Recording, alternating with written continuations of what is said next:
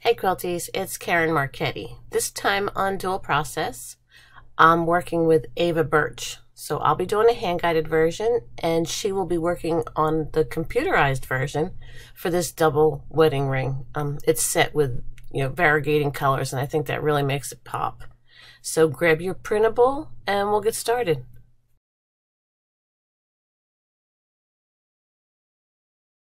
Hey guys, it's Karen. So on my version, you'll see there's a bunch of chalk lines on this, and it's just chalked out to make our life easier as we quilt. You don't have to do all those chalk lines. I need the reference areas marked out just to make my life a little bit easier, so I don't have to think as much when it comes time to stitching. So what we're going to do is start on that outer border. I'm going to assume that I can get this in one pass. Okay. So what I'm going to do is I'm going to start right here with those short looped and long loop. I'm going to stitch along here. I'm going to pass that chalk line and then come back. And that just makes it so when I'm ditching this ring, it's a minimal amount of backtracking just over that little spot. You can go up one then come back, but you still have to finish that ditching. I just find it easier to cross it first and then stitch the line. And then when we get to here, we're going to do our loops again, and we'll come back with our loops, do our loops up this section, and of course this would be much neater if we were stitching it. Stitch over to here, and we'll continue this all the way across, stitching those straight lines as we go. Get to here, do our loops, one short, one long, one short. And this part just gets a little repetitive, but you get the idea. We will have to tie off to do our corners, but most of it's pretty continuous. And this last section here on the top, again, this would be much neater. We'd be using a ruler. Get to the corner, our loops on the side, our loops right there, and then we'll finish off this last little section.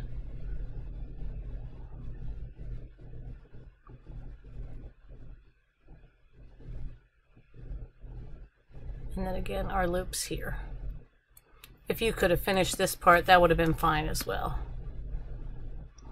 So now we're going to repeat this over here in the corner. So we're going to just stitch over, cut through, repeat, and then that last little one in the corner. And I just like how that looks. You can do whatever you want on yours. This is just an idea for you.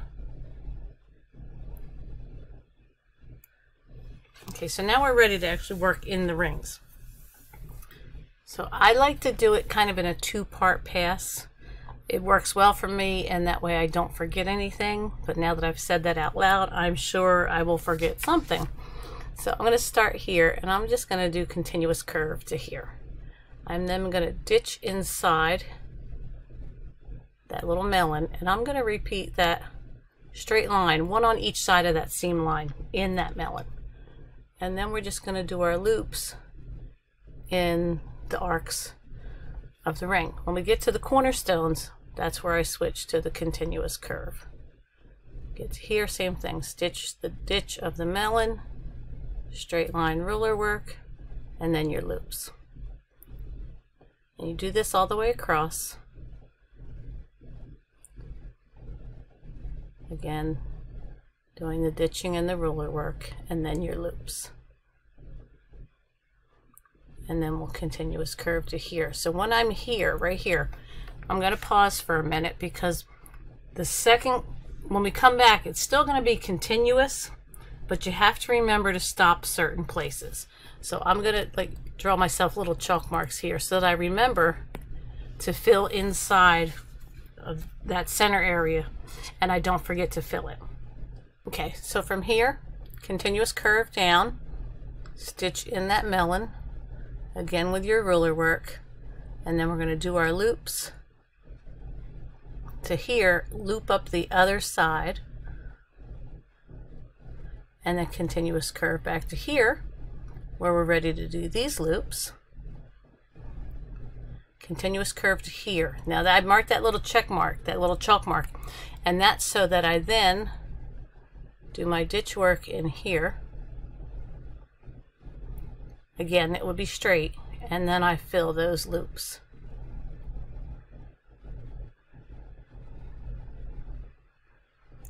Go from here, continuous curve down, fill your melon, do your ruler work, do your loops, loop over to the other side, continuous curve back up, do your loops, continuous curve down, see your chalk mark, which means you have to remember to fill that section, put your loops in there. Again, this would be much neater. Continuous curve down, ditch your melon, do your ruler work, and then go into your loops. Back up the other side. Continuous curve to your loops. Continuous curve, do your ditch work of the large area. Do your loops in the large area, and your loops, and then continuous curve here. Oh, so I did my loop first, and that's going to happen, and it's okay. Okay, we're going to do the loops first instead of the ditching. It's okay. There's almost always a chance to fix a mistake like that. So now I will ditch my melon and then do my ruler work. Continuous curve back to where we started. And that's pretty much all it is. Then we would roll, do the next section, and do that last section. So I'm going to go ahead and repeat this process. I'll be in fast forward. But I just wanted you to get an idea. So it's the same steps. We'll do this one across, and then on the way back, we'll do all of these. Okay, so I'm going to start, work on that, and I'll bring you back at the end.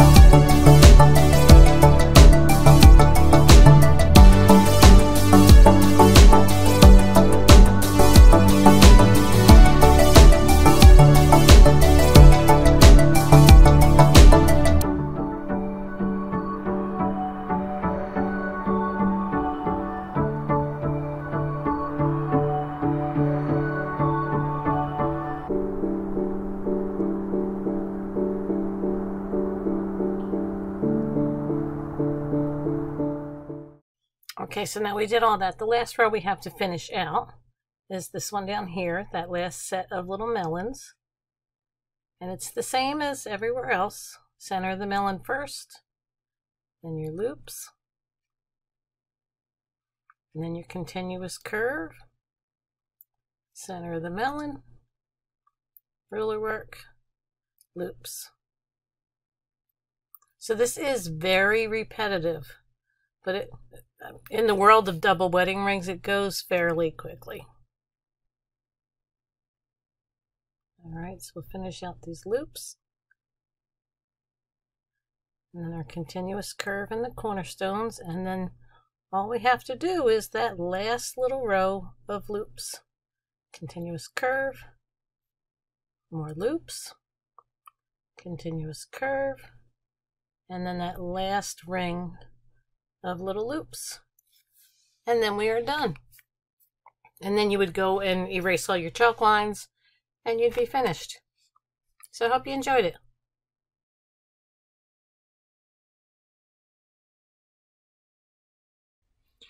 Hi, I'm Eva Birch, and this is the computerized version of Dual Process.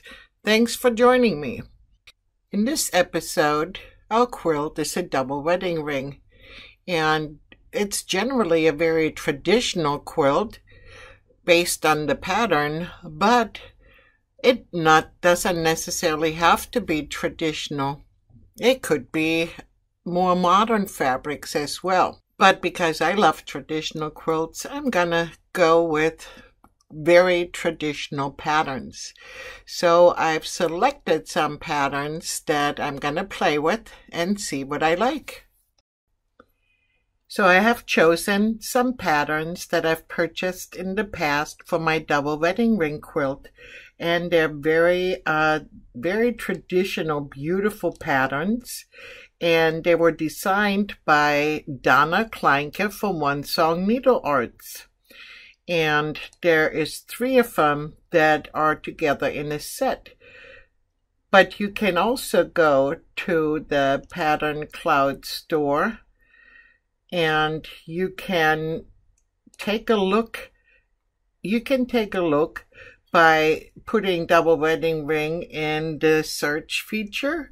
And you can find tons of different patterns. We have 10 pages worth here on the Pattern Cloud. And the nice thing is that you can take any one of those patterns or a combination of the patterns and play with them on your quilt image.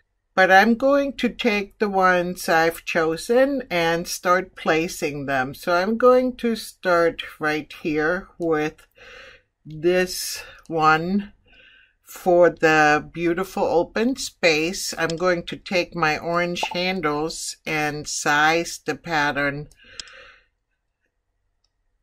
right here on my image, depending on how I like to place it. You have different options. You can fill it as much to the space as you'd like, or if you don't want it to go all the way out to the outside to your seam, you can certainly move it in just a little bit. So it's all about personal preference. I like to leave a little space. As I'm doing my mock-up here, I would take a look at the pattern properties if I'm happy with that. And that is 5.21. So I'm coming over here to my project tab and I'm going to change that to 5.21 and save. And that way I can either drag them over here, or of course I can also rubber stamp them. So the next part I'm going to add is the inside of the melon, and I'm going to choose the next pattern of this set and I'm going to bring it over here, and I'm going to do the same thing again, taking my orange handles to place it how I want it. I'm going to move it in some more. And then I'm going to do the same thing again when I'm happy with the spacing that I like. Then I can go ahead and look at the properties and change it over here on my project tab. So I would then just place as many of those melon patterns as I like using rubber stamp. And then it's nice too, because while it's still in the rubber stamp feature, I can take the space bar, tap the space bar, and it rotates my pattern as it is still attached to my mouse. So I can drop that in there and keep going. Once I have placed them all the way across, I can exit my rubber stamp feature. The next decision we have to make is what are we going to place right here in those rings. And the pattern that came with the set is this one right here. So I'm going to bring it down here and take my handles, and I'm going to shrink this down and try to make it fit. So I'm going to change it. And I'm trying to place it, and I can see that this piece is not a good choice because it was definitely designed for a different type of double wedding ring. And could I make adjustments to this pattern to make it fit? I most certainly could by using notes, etc. But I also find that even if I could make those changes, that I think it's just way too much. I want the rings to stand out more. I'd rather emphasize the patterns that I've already chosen and have them stand out and do something more. So I decided to draw my own pattern, and I simply selected the Draw Arc tool and use Draw Arc to click out the outside perimeter of this ring as well as the inside perimeter. And this is where personal preference comes in again. And of course, I'm not quite sure based on this image how big the spacing is for each one of those pieces. So if it's a fairly small quilt and these pieces are small, I could be okay with just stitching this outline. But if it's a bigger quilt, I feel that perhaps I want to stitch a little bit more. So I decided to add echoes to the inside of this shape that I clicked out here. And then I came up with this pattern right here. And at the same time, it adds a little bit more definition to these rings. But I also will be able to, by stitching this, to do my ditch work at the same time. And let me move this pattern up here. If I move this pattern, now I'm going to place another one of those other designs right here, because I do want you to see how nice the contrast is in between these simply stitched rings and the beautiful patterns. So based on your personal preference, you have options whether you want to go with just the melon outline, or if you want to choose the one that has the echoes. But considering this other pattern that was part of the set, and the work it entailed to be able to use that, I find that creating your own pattern sometimes is the best choice. When I designed this pattern here for the rings, I want to point out that I added a line here connecting all the echoes, which will make stitching this a lot more efficient rather than the rings and or echoes stitching out individually. I'm going to finish placing all my design elements, and then we can talk about what sequence we would use to stitch this out. Now that all the patterns have been placed, it's time to decide how we're going to stitch this out. And I generally like to work systematically, meaning I start at the top and work my way down. I would start at the top row here. I would start with the top row right here. And what I like about this pattern here, if I stitch this first, then as I get to the next row, I have the points that were already stitched as a reference to line up all the way across. So and then so forth at the next row across, I then would have the same reference points again. So I would literally stitch the outside of the melon or the ring section, and then the inside, followed by this feather pattern in the center, and so forth.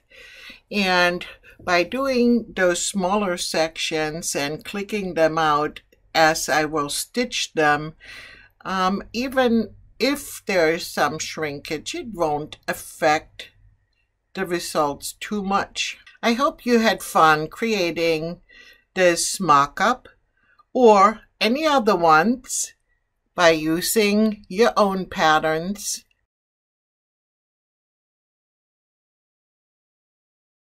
I hope you have enjoyed this episode of Dual Process and were inspired to create your own mock-ups with your patterns. We'll see you next time.